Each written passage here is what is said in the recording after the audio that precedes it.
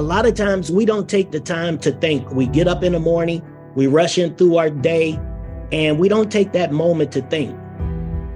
What is it that you want to get out of this event today? And I charge you to do that whenever you walk into any room, right? Because it's so important that you get what you need to whenever you attend an event.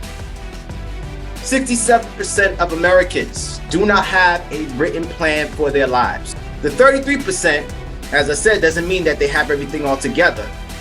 Go ahead and take about 80% of that 33%. And this is a lot of us in here.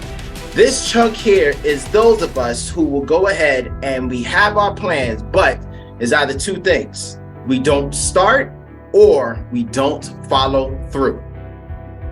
So if you don't have the preparation, if you don't have the skills put in place to make sure you're at the right place at the right time, all that comes with preparation, and you have to shut everything out to stay focused on what you have to do.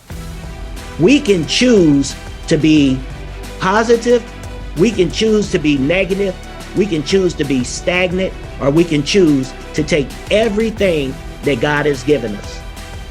One of my favorite quotes, and it just resonates with me so much. When I was born, I cried and the world rejoiced. I should live my life in such a way that when I die, the world cries and I rejoice.